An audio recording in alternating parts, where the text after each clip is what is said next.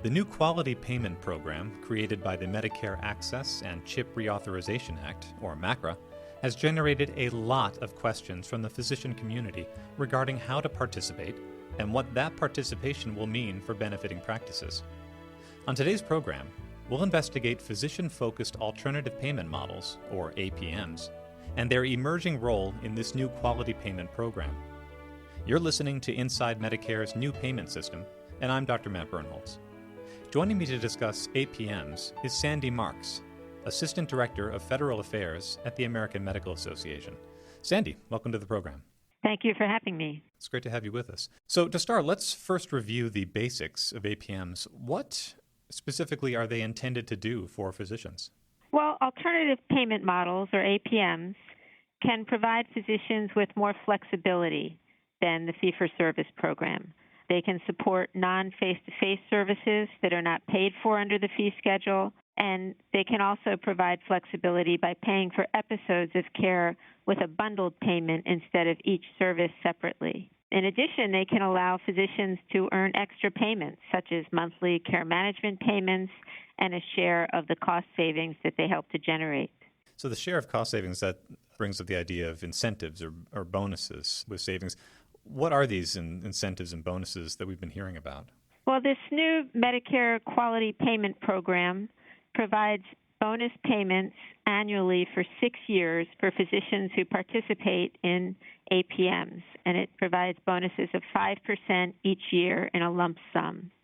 To qualify, the APMs have to require their participants to use electronic health records, tie payments to quality measures in some way, and repay a portion of the difference if they miss their savings targets. Also, the physicians who participate in the APM need to reach certain levels of participation. So in the first 2 years, which is 2017 and 18, at least 25% of the physician's Medicare revenues must come through the APM in order for them to qualify for the 5% bonuses. These thresholds increase over time, but in the future years, they can be met with a combination of APMs supported by Medicare and those offered by other payers.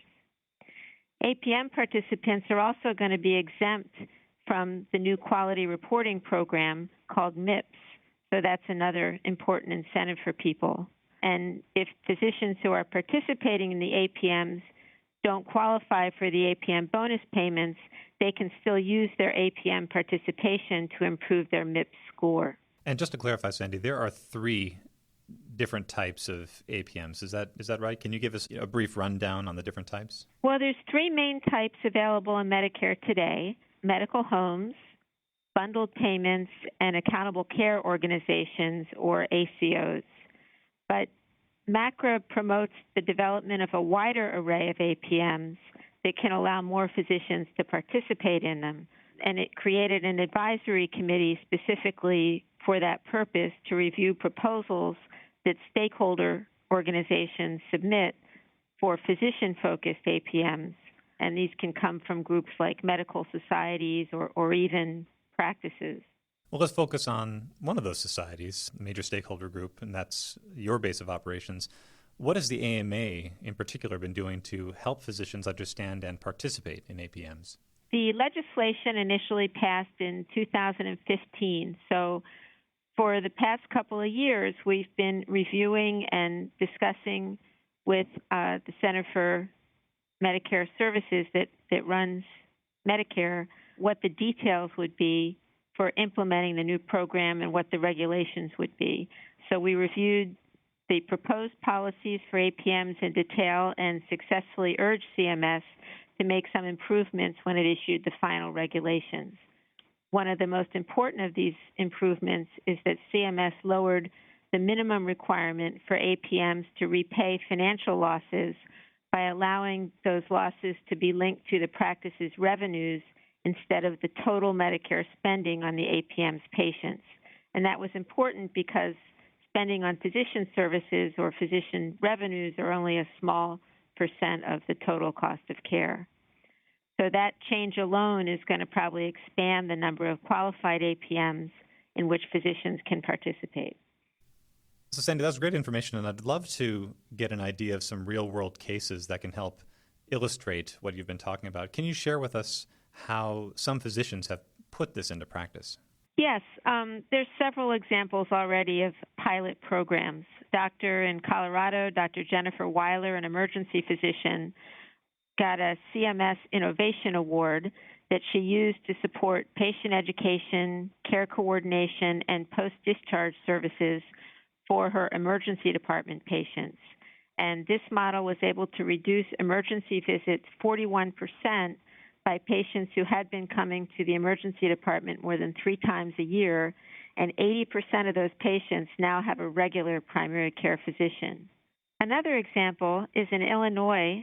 A gastroenterologist, Dr. Larry Kaczynski, developed a specialty medical home for patients with Crohn's disease with support from Illinois Blue Cross and Blue Shield. Actually, Sandy, I have to interject. I love that you mentioned this example off the bat because I had the opportunity to interview Dr. Larry Kaczynski about Sonar MD, I believe. Is that right?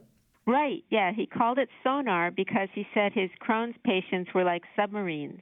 With no payment for phone or email outreach, the patients were underwater, where he had no idea when there was a problem and could not help them manage it. Sonar MD has cut hospital admissions in half and was among the first proposals submitted to the Physician-Focused Payment Model Technical Advisory Committee for review. And then among surgeons, Dr. Steven Zabinski in New Jersey has a total joint replacement model that supports intensive preoperative care for patients focused on risks that they're able to modify before they have surgery, things like their body mass index, diabetes control, and smoking, and that prehab improves their surgical outcomes and makes their post-op rehab faster and less costly. So there's a few. A great few. It's wonderful diversity in those examples that you just provided us at the clinical practice level. Now, what about the society or association level? Well, medical societies and associations of all sizes are also developing and piloting these physician-focused APMs.